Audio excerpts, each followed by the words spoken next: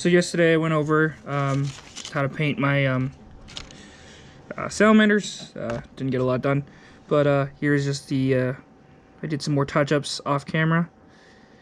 Just kind of where I'm at right now with the salamander. So this is the Praetor. Anyhow, he's looking a lot better. There's some couple things I want to touch up for sure, and then might start more of a weathering and stuff on the base. The base is just basically just colored at this point. I want to do some more touch-ups to that. And I might consider doing some battle damage or something with the armor, but that's all aside. Anyway, what I wanted to go over, apart from that, is so I picked up recently a collection of secondhand Eldar, and I am a huge Eldar player in my group. So what I have here today is I just started kind of doing some preliminary sanding. You can probably see there's a lot of this texture. Kind of see it probably around here if I can get it in the light a little bit better. It is this weird texture that's kind of outlined some of the paint. My guess is the either the paint itself was probably either old, the spray primer, or the previous layer underneath was not in fact an acrylic, it might have been in fact an enamel, in which case the acrylic paint that was sprayed over it did not adhere properly. So in that case, because you can always put enamel over acrylic, there's no issue with that. So acrylic being your latex-based, latex-binded, water-based paint. But an enamel being specifically oil-based paint, the two do not mix.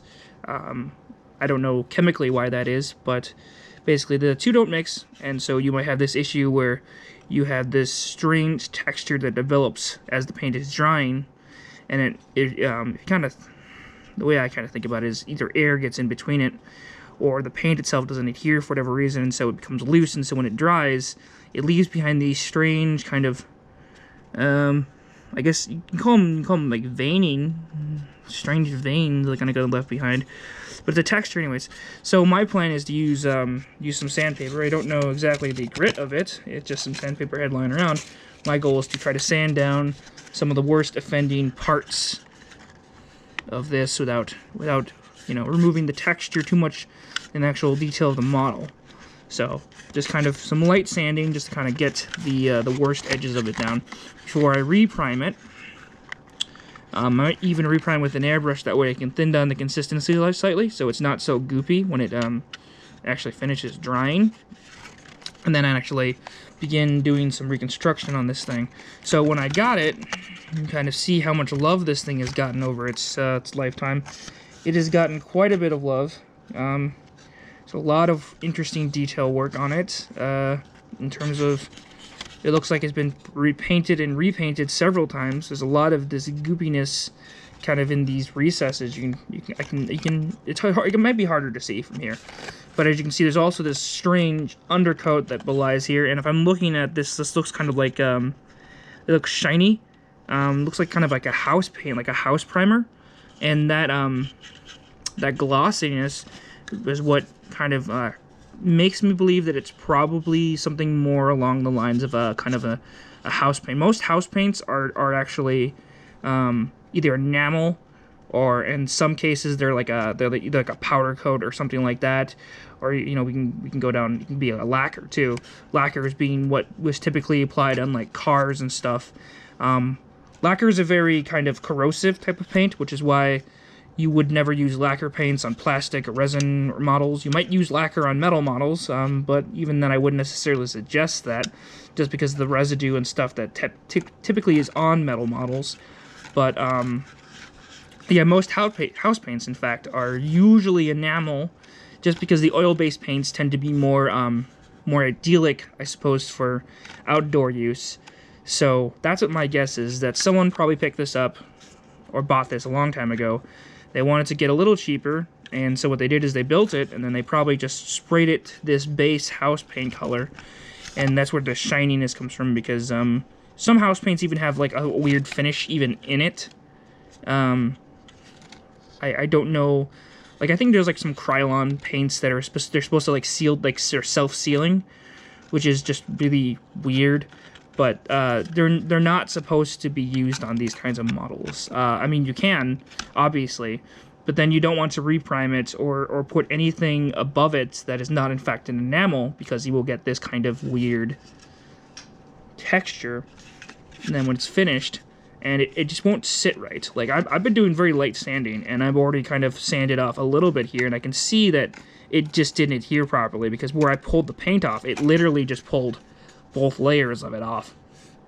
And I'm left with this, this white, this straight gray plastic underneath. So, I can tell you right now that it probably wasn't adhered that very well.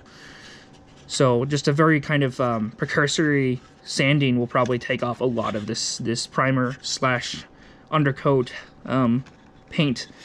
So my plan is to kind of go through this. It did come with a variety of bits, as did many of the things that I got in this lot. So I got to the main turret, because this was in fact a fire prism.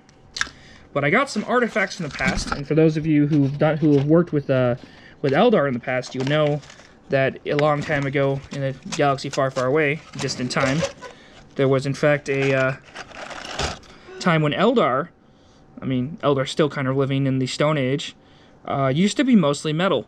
And so we have a lot of those strange artifacts here where we have all these metal bits. There's some plastic bits mixed in here, but we have a lot of old metal bits. I mean, look at this. This is a metal bright lance. And I don't think I've ever seen a metal bright lance outside of a few Vipers I own, and maybe a few of the... Sorry. I'm struggle busting back here.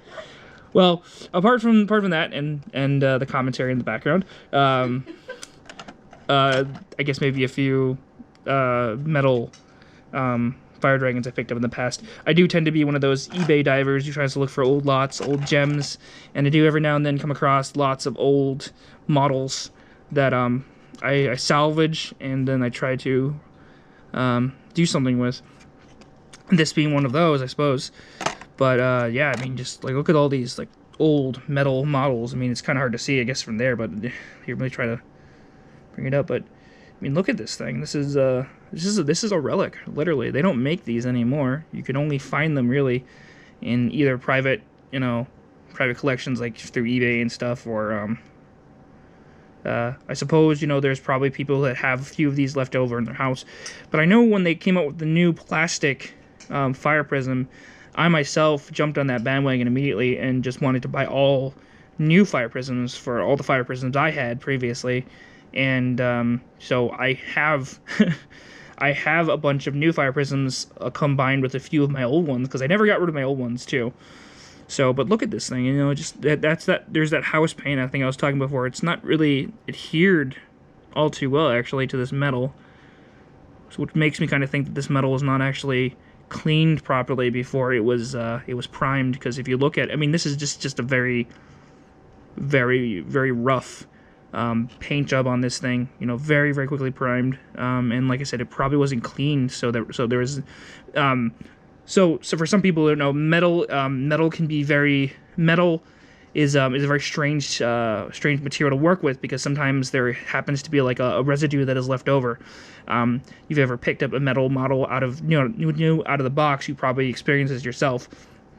But this weird kind of I don't want to say slimy, but it's kind of this weird.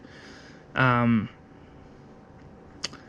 a very soft, very kind of like It feels like a lubricant. Like it's probably a lubricant that's used to remove it from the actual mold itself. It's like a mold release agent, but it's very like a lot of it's left behind. That's the same reason why when you get resin models from like Forward Road or something, you want to clean them very properly.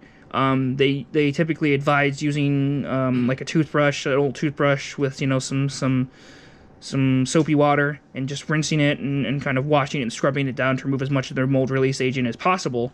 But that's why, because those oils that remove it from the mold, a lot of them cling to the material, and metal being not a very porous material as a result, most of that most of that material just ends up lying on the surface and adheres to it, and well, I don't want to say it dries to it, but that residue is definitely left behind, and so it causes this weird kind of thing where if you're trying to adhere paint to that surface, it's just going to slip and not adhere to that surface, and then in fact just fall off. So you kind of want to give, like, I don't want to say a grit, but it's like a grit, I suppose, to the surface of your metal models, to cause them to adhere better. I mean, in fact, even I remember my first time, sometimes you can probably see it a little bit here. When you spray prime it, it adheres well for the first part, but I can tell you right now that if I went over this with a